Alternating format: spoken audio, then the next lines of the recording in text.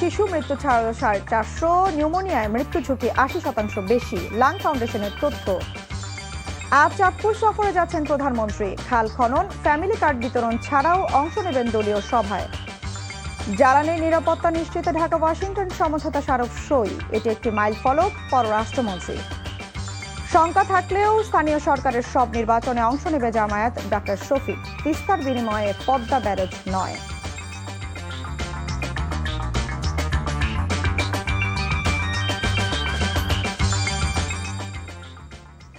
আসসালামু আলাইকুম। তামান্না নাহিদ খান স্বাগত জানাচ্ছি এনটিভির মধ্যরাতের খবরে। ক্রাউন সিমেন্ট শিরোনাম দেখছিলেন, এবার পুরো খবর।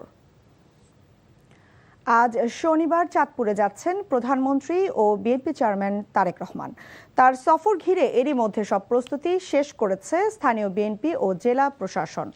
এই সফরে খাল খনন, ফ্যামিলি কার্ড বিতরণ ও জেলা বিএনপি সাংগঠনিক সভায় অংশগ্রহণের কথা রয়েছে তারেক রহমানের। চাঁদপুর থেকে শরীফুল ইসলামের পাঠানো রিপোর্ট। পদ্মা, মেঘনা ও ডাকাতিয়ার তীরে গড়ে ওঠা সম্ভাবনাময় জেলা চাঁদপুর। নদী, ইলিশ ও প্রাকৃতিক সৌন্দর্যের জন্য পরিচিত এই জেলা সম্ভাবনায় ভরপুর হলেও দীর্ঘদিন ধরে নানা সমস্যায় পিছিয়ে রয়েছে। বিশেষ করে নদী ভাঙন ও শিক্ষাখাতের দুর্বলতা জেলার বাসিন্দাদের হতাশায় রূপ নিয়েছে। এমন পরিস্থিতিতে বিএনপি চেয়ারম্যান ও প্রধানমন্ত্রী তারেক রহমানের চাঁদপুর সফর জেলার মানুষকে নতুন করে আশার আলো হয়ে ধরা দিয়েছে। খালটা দিয়ে চলাচল আগের মতন নাই, মানুষ চলাচল করতে পারে না, দুই সাইডে দিয়ে চাপাচাপি হয়ে গেছে। কুমিল্লা আঞ্চলিক মহাসড়কটি রয়েছে, সেটি 4 লেনে উন্নীত করা খুবই প্রয়োজন। চাঁদপুরে শিল্প কলকারখানা হয় বা ইপিজেড হয়, তাহলে আমরা ঢাকামুখী না হয়ে চাঁদপুরে নিজেদের কর্মসংস্থানের ব্যবস্থা করতে পারবো। এখানে 2টি জুট মিল ছিল, বিরাষ্ট্রীকরণের কারণে সেই মিল দুটি আজকে বন্ধ। মিল দুটি যদি চালু হয় তাহলে এখানে 20,000 মানুষের কর্মসংস্থান হবে। শনিবার প্রধানমন্ত্রী তারেক রহমানের চাঁদপুর সফর ঘিরে চলছে শেষ মুহূর্তের প্রস্তুতি। সফরে শারাস্তি উপজেলার খোদখাল, সদরের বিশ্বখালের পুনর্খনন কাজের উদ্বোধন এবং ফ্যামিলি কার্ড বিতরণের কথা রয়েছে। জেলা বিএনপির সাংগঠনিক সভায়ও অংশগ্রহণ করার কথা রয়েছে দলের প্রধানমন্ত্রী তারেক রহমানের। যে আমাদেরকে প্রধানমন্ত্রী সময় দিয়েছেন এবং এ পর্যন্ত হয়তো 10টা জেলা প্রধানমন্ত্রী ভিজিট করেছেন, 6টা জেলাতে ফ্যামিলি কার্ডের উদ্বোধন হয়েছে। আমরা 10টা জেলার মধ্যে পড়েছি। আমাদের প্রোটোকল বিষয়ক যে সমস্ত প্রস্তুতি আছে, নিরাপত্তা সংক্রান্ত যেসব বিষয় আছে, সেসব বিষয়ে আমরা সর্বোত্তম প্রস্তুতি গ্রহণ করেছি। ইনশাল্লাহ আমরা খুব মাননীয় প্রধানমন্ত্রীর সফরটা সফল হবে। প্রধানমন্ত্রী তারেক রহমানের হাত ধরে ভবিষ্যতে চাঁদপুর আধুনিক ও সমৃদ্ধ জনপদ হবে, এমনটাই প্রত্যাশা স্থানীয়দের। NTV news desk.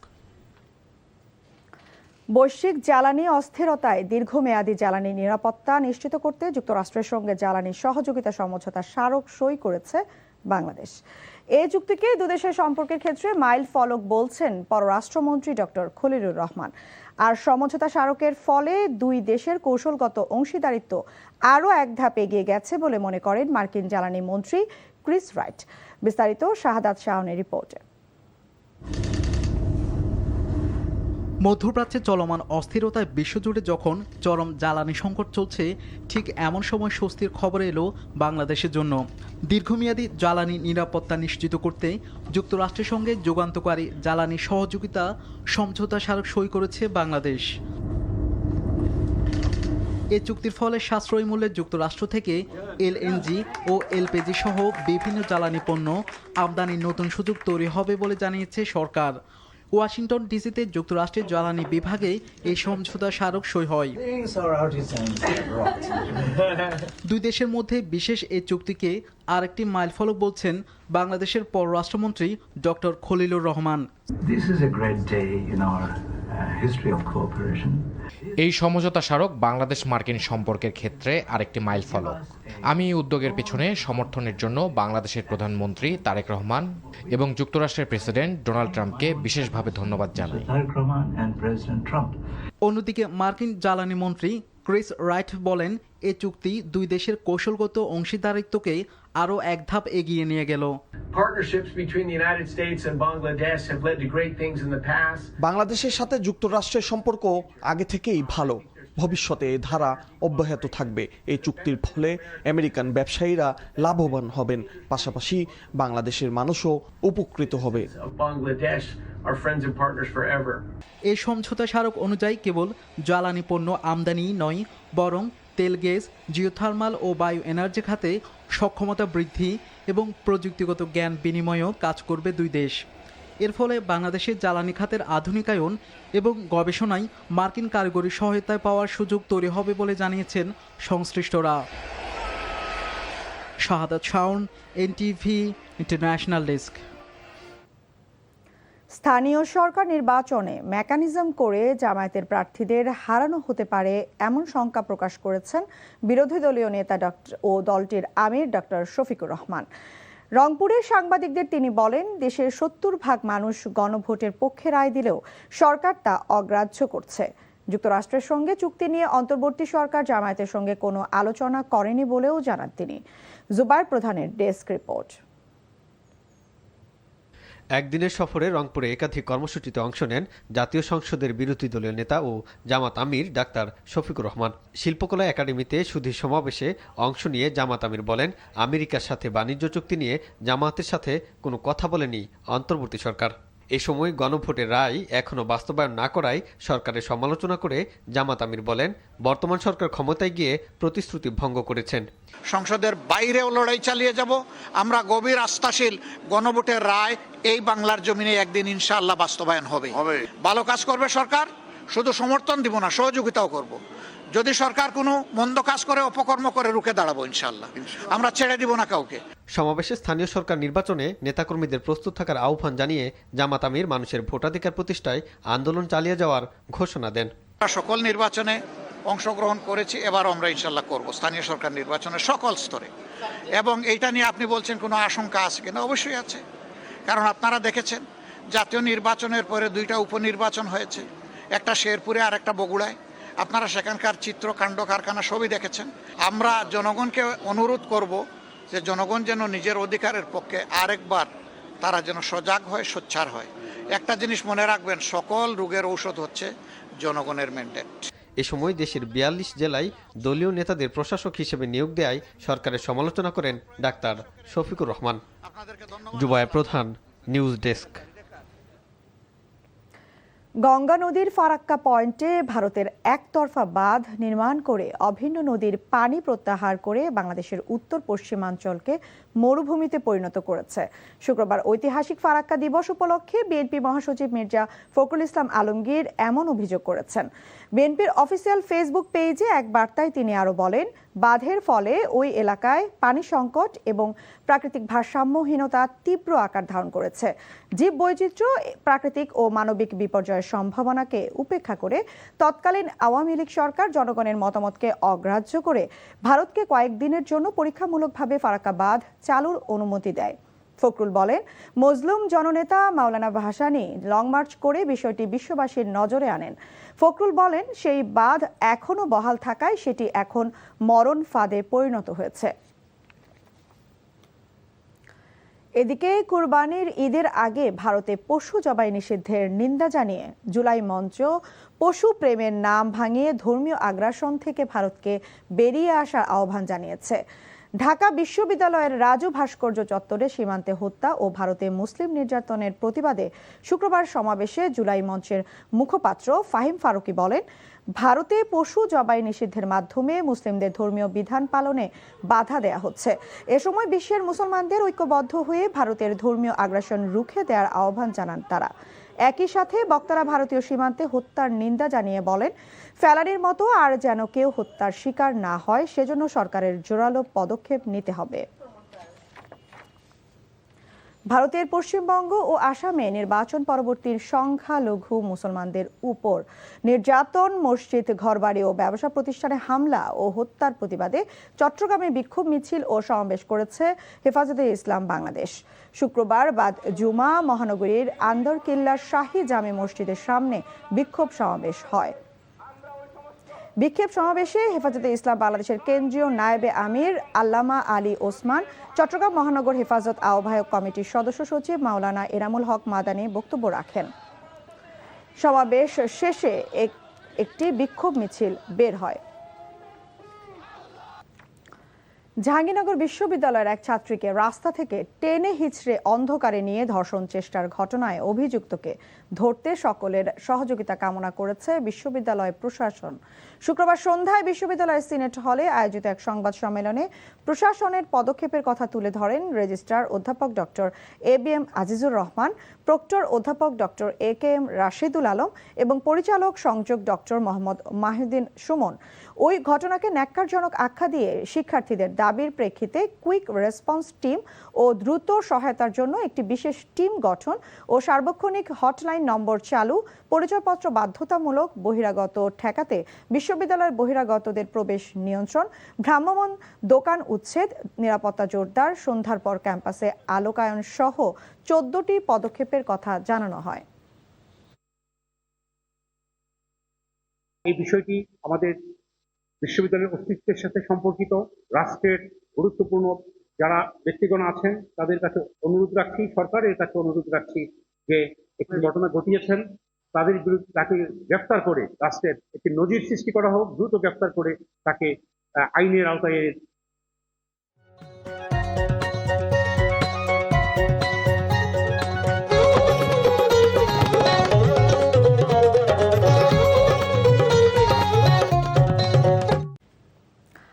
কঙ্কা fridge presents কোরবানির পশুর হাটের খবর।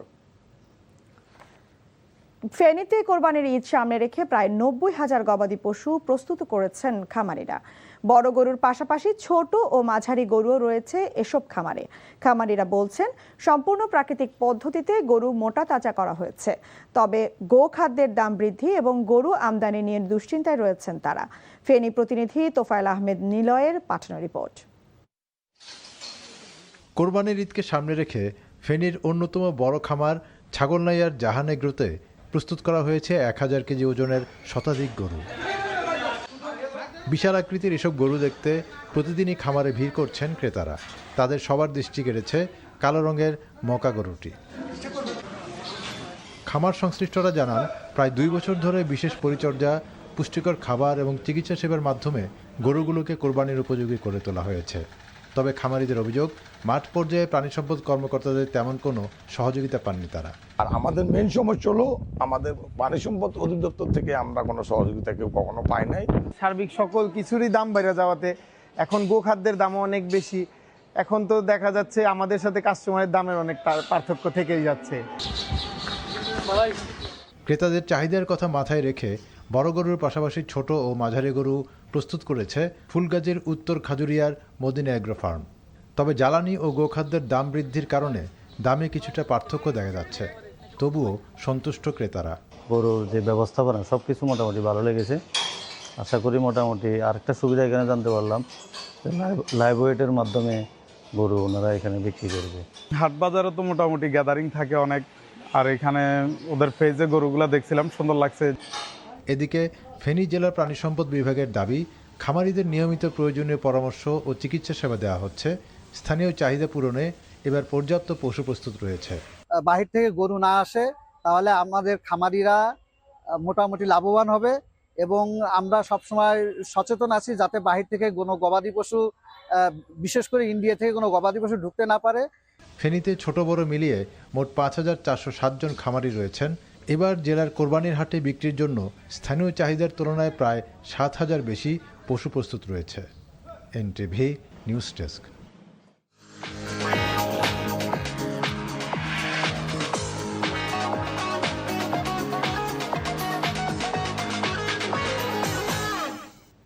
মার্কেটাইল ব্যাংক অর্থনীতির খবর। বৃষ্টি ও আমদানি কমার অজুহাতে বাজারে সবজি ও মাছের দাম চড়া। চালের দাম বস্তা প্রতি 100 থেকে 150 টাকা বাড়তি। নাজিরশাল, কাটারি, মিনিকেট সহ অধিকাংশ চালই কেজি প্রতি বেড়েছে 4 থেকে 5 টাকা। বিক্রেতাদের দাবি, মিলারদের দামে কিনতে হচ্ছে তাদের। বড় ও মাঝারি আকারের মাছের দাম কিছুটা বেড়েছে গত সপ্তাহের তুলনায়। এছাড়া নদীর মাছ ও রুই, কাতল মাছের দাম বেশি হলেও ছোট মাছ পাওয়া যাচ্ছে সহনীয় দামে। বৃষ্টিপাত আমদানি কমের কারণ জানিয়ে বিক্রেতারা বলছেন, দেশের বিভিন্ন প্রান্ত থেকে আশানুরূপ সবজি মিলছে না। পটল, চিচিঙ্গা, ফুলকপি, টমেটো সহ নিত্যপণ্যের দাম কেজিতে 80 থেকে 130 টাকা পর্যন্ত। ডিমের ডজন 150 থেকে 160 টাকা। সাধারণ ক্রেতারা বাজার নিয়ন্ত্রণে ব্যবস্থা নেওয়ার আহ্বান জানিয়েছেন।